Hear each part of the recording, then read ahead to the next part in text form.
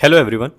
साथियों, आप सभी लोगों ने 71st बीपीएससी का एग्ज़ाम ज़रूर दिया होगा, जिसमें कि विभिन्न कोचिंग संस्थाओं द्वारा या कुछ यूट्यूब चैनल्स हैं, उन सभी में से आपने अपने आंसर्स मिलाए होंगे। उनको मिलाने के बावजूद भी दो चार प्रश्न ऐसे थे जिनके आंसर्स तब भी नहीं मिल पाए थे और अभी भी कोई सही डेटा उसके लिए हमें नहीं मिल पाया है, जहाँ पे कि हम मतलब विश्वास कर सकें कि हाँ, ये आंकड़ा 100% सही है। उसके बाद अब हमें अपने सही आंसर्स क्लेम करने हैं, जिसके लिए कि बीपीएससी प्रति क्वेश्चन 250 रुपये ले रहा है। उन्होंने इसकी फ़ीस रखी है 250 रुपये प्रति क्वेश्चन। अब इसका क्या समाधान हो, मैं इसको अगले 2 से 3 मिनट में आपको बताऊंगा। पहले मैं आपको समस्या बताता हूँ कि कितनी बड़ी है और कितने लोग इससे जूझ रहे हैं, फिर इसका हम आपको समाधान भी बताएंगे। देखिए, एक तो ये प्रश्न है जिसमें ये राम नारायण, सत्येंद्र और ये सारे ऑप्शन थे। फिर एक प्रश्न ये वाला था आपका NFHS डेटा वाला, जिसमें कि 6% मल्टी डायमेंशनली पुअर वाला पूछा गया था। तो देखिए, इसमें स्टेट पूछा गया है, ठीक है, और जम्मू कश्मीर स्टेट नहीं है, तो इसमें आंसर हो जाएगा हिमाचल प्रदेश। अब जिसने जो लगाया होगा अपना आंसर, उसकी अपनी अलग अलग कहानी है और अलग अलग इंटरप्रिटेशन होगी उसकी। लेकिन अगर हम लोग सही तर्क पे और सही तथ्यों पे बात करें तो ये देखिए, इसमें स्टेट पूछा है, ठीक है, और जब उसको स्टेट और यूटी पूछना होता है तो ये अपॉन में यूटीज लिख देता है। तो अब आप स्वयं जज करिए अपने विवेक से कि हाँ, इसमें क्या होना चाहिए। एक प्रश्न आपको मैं और दिखाता हूँ, नालंदा यूनिवर्सिटी वाला। देखिए, नालंदा यूनिवर्सिटी वॉज री एस्टैब्लिश्ड इन बिहार। तो इसमें देखिए, ये सारे विकल्प इसमें दिए हैं। तो देखिए, जो केंद्र ने अधिनियम इसके लिए पारित किया था वो 2010 में पारित किया था, लेकिन जो बिहार राज्य ने अधिनियम पारित किया था वो 2007 में पारित किया था। अब इसमें से किसको सही माने? तो देखिए, जो 2007 का अधिनियम था, इसका मैंने पूरा बेयर एक्ट खोल के देखा। ये जो एक्ट है इसको मैंने देखा खोल के, ये सॉरी 2010 वाला। तो देखिए, जब कोई भी अधिनियम बनता है नया, ठीक है, जैसे अभी एक विमान अधिनियम बना था, तो वो 1934 वाला जो था, तो जो भी नया बनेगा, मान लीजिए 2025 में बना, तो वहाँ पे उसको रिपील करने का एक प्रोविज़न होता है, एक कोई सेक्शन जरूर दिया रहता है। तो मैंने इसीलिए इसको खोल के देखा, जो नालंदा यूनिवर्सिटी एक्ट 2010 का है, जो कि हर जगह मिल रहा है। तो इसमें जब आप आखिरी सेक्शन में पहुँचेंगे इसके, जो कि सेक्शन 44 है, तो repeal of university of Nalanda act.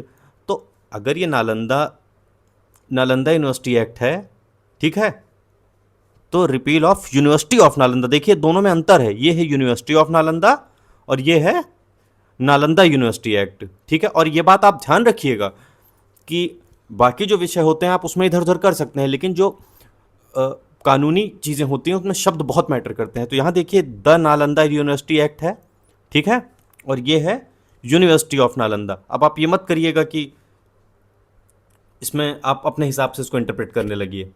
अब देखिए, repeal of university of Nalanda act, अब ये बता रहा है कि हियर बाई रिपील्ड, ठीक है, यानी कि ये 2010 में अधिनियम आया था, 2010 में इसको रिपील कर दिया, यानी रद्द कर दिया गया, ठीक है।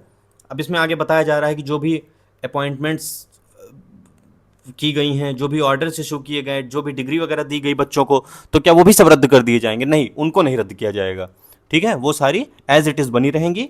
देखिए, लिखा हुआ है not with standing such repeal, और आगे ये सारी चीज़ें कि जो भी अपॉइंटमेंट्स हुए हैं, मान लीजिए कोई प्रोफेसर अपॉइंट हुआ है, कोई बच्चे वहाँ से डिग्री लिए हैं, तो वो सारी चीज़ें नहीं रद्द की जाएंगी, लेकिन वो जो एक्ट था 2007 का, उसको रद्द कर दिया गया था। अब आयोग तो आयोग है, क्या आंसर मानता है, क्या करता है, ये आयोग के ऊपर है। ऐसे ऐसे करके काफ़ी प्रश्न हैं। कुल मिला के हम मान लेते हैं कि ऐसे लगभग लगभग 15 प्रश्न होंगे, ठीक है, 15 से ज़्यादा ही होंगे, 15 में कम से कम मान रहा हूँ, ठीक है। ऐसे कम से कम 15 से 20 प्रश्न हैं और एक प्रश्न का ये ले रहे हैं 250 रुपया। तो इस तरह तो आपका 4 से 5 हज़ार रुपये आपका खर्च हो जाएगा वो करने में ही। तो अब इसका उपाय क्या हो?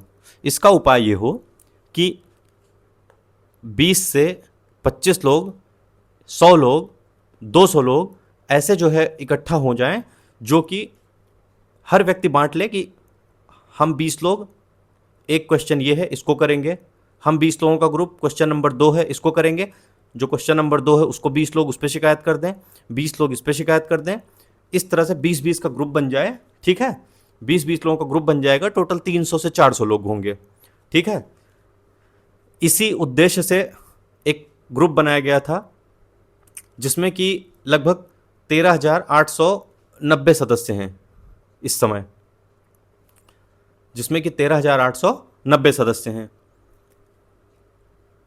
अब इसका लिंक है, देखिए @शिक्षा सत्याग्रह फाउंडेशन, स्पेलिंग में आप गड़बड़ी मत करिएगा, बाकी मैं डिस्क्रिप्शन में भी डाल दूंगा। ऐसा करिए कि आप सभी लोग, जितने लोग इस वीडियो को देख रहे हैं और जो लोग देख रहे हैं वीडियो, जिम्मेदारी से इसको वीडियो को बढ़ाइए। मैं आगे की योजना आपको बता रहा हूँ इसी समय। देखिए क्या होगा, आपस में हम लोग मिलकर सारे प्रश्नों को बांट लेंगे ताकि एक व्यक्ति पे फाइनेंशियल बर्डन अधिक ना आए, ठीक है। चूंकि आप में से कोई व्यक्ति इतना सक्षम नहीं है कि 4,000-5,000 रुपये वो खर्च करेगा, ठीक है। 4,000-5,000 रुपये प्रति व्यक्ति नहीं खर्च कर पाएगा। अधिक से अधिक आप खर्च कर पाएंगे तो एक प्रश्न के लिए आप खर्च कर सकते हैं 250 रुपये, कि चलो ठीक है रिस्क ले लेते हैं।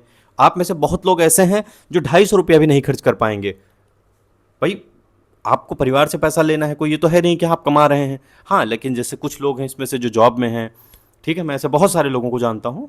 तो मैं इसलिए चाहता हूँ कि आप में से जो लोग ऐसी समस्या से जूझ रहे हैं, जिनके पास फिनेंशियली दिक्कत भी है, वो भी ग्रुप से जुड़ जाएं, ताकि आप एक साथ रहेंगे तो आपको स्क्रीनशॉट साझा कर दिया जाएगा, ठीक है।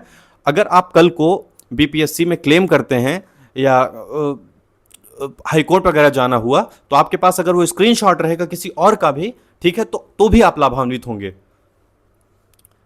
अब करना क्या है, आपको इस ग्रुप में आ जाना है।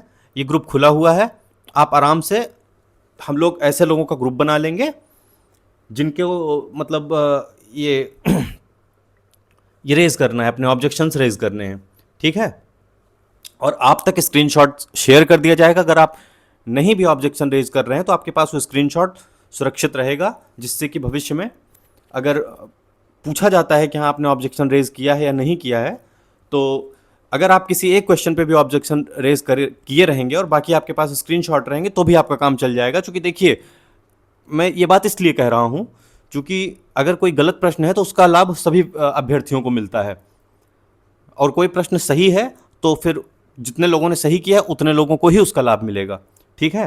तो इस तरीके से हम लोग ऐसा काम करेंगे। और अगर आयोग इस बार नहीं मानेगा तो हम लोग हाईकोर्ट में सिर्फ और सिर्फ ये जो प्रश्न हैं, जितने प्रश्न गलत हैं, ऑथेंटिक सोर्सेज के साथ, जैसे मैंने अभी नालंदा यूनिवर्सिटी वाला बताया है, ऐसे ही मैं और प्रश्नों के जो सही सोर्स हैं, सही वो हैं, उन तक पहुंच के देखिए, मुझे कोई ये नहीं है कि मुझे सिर्फ व्यूज़ चाहिए अपना, या ये इतना यार नहीं, फालतू का इतना टाइम ही नहीं है। आप जाके देख सकते हो, मैंने करंट अफेयर्स के मात्र 10 वीडियो बनाए थे और उसमें आपके लगभग 20 प्रश्न आए हैं उतने वीडियोस से। लगभग 11 से 12 प्रश्नों का मैं वहाँ पे प्रूफ भी डाल चुका हूँ स्क्रीनशॉट्स के साथ। तो इतना मेरे पास समय नहीं है कि मैं कोई मतलब प्योर यूट्यूबर हूँ या ऐसा कुछ करूँ, लेकिन हाँ फिर भी जहाँ पे ज़रूरत पड़ती है, जहाँ पे मुझे दिखता है कि हाँ आपके भविष्य के लिए, आपके उज्जवल भविष्य के लिए मुझे लड़ना है, तो मैं वहाँ पे खड़ा होता हूँ सबसे पहले। तो आप इस वीडियो को अधिक से अधिक शेयर करिए ताकि जो भी बच्चे इस प्रॉब्लम से गुजर रहे हैं उनके तक ये वीडियो पहुंच पाए। ये लिंक है, आपको यहाँ जुड़ जाना है, और हम लोग अभी मैं रात भर काम करके जो भी ऑथेंटिक सोर्सेस हैं, वो ऑथेंटिक सोर्सेज से जो जो प्रश्न गलत हैं, उन गलत प्रश्नों के सही उत्तर निकालूंगा। और उसके बाद कल से हम लोग ऑब्जेक्शन रेज करना शुरू कर देंगे, ठीक है। तो जो ऑब्जेक्शन रेज करना चाहते हैं वो भी, जो नहीं रेज करना चाहते हैं वो भी हमारे साथ जुड़ें, ताकि हम सभी लोग इस चीज़ से लाभान्वित हो सकें। और बाकी एक सजेशन आपके लिए और है कि देखिए एग्ज़ाम हो चुका है, ठीक है। अब इसमें आपके किसी के 84 बन रहे होंगे, किसी के 74 बन रहे होंगे, किसी के 64 बन रहे होंगे, किसी के 54 बन रहे होंगे, किसी के 94 बन रहे होंगे। तो आप लोग देखिए, अब टेंशन मत लीजिए इस चीज़ की, इसमें जो हो गया आप उसमें कोई बदलाव नहीं कर सकते हैं, ठीक है। अभी भविष्य में आपका BSSC CGL का एग्ज़ाम है, उसके बाद ADEO का एग्ज़ाम है, उसके बाद यूपी में कुछ लोग इलाहाबाद हाई कोर्ट की वैकेंसी आने वाली है, RO इसमें भी GS पूछा जाता है। ये सारी आपके सामने वैकेंसीज़ हैं, अच्छी अपॉर्चुनिटीज़ हैं। आप मेहनत करिए।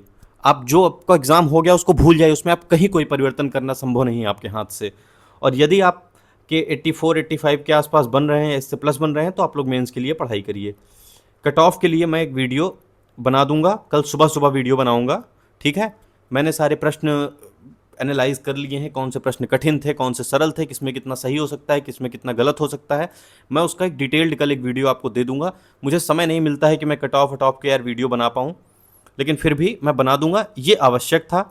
ये सारी चीज़ें चूँकि मुझे पता है कि ये चीज़ें आपको कोई नहीं बताएगा। आप कितने भी यूट्यूब चैनल्स आप देख लेंगे, आपको ये सब चीज़ें कोई नहीं बता पाएगा। देखिए क्या है ना कि छोड़िए, मैं कुछ कहना नहीं चाहता हूँ, लेकिन हाँ, लोगों ने क्या किया है ना, इसको मतलब अपना व्यवसाय बना लिया है। आपको ऑथेंटिक जानकारी, ऑथेंटिक चीज़ें कोई नहीं बताएगा।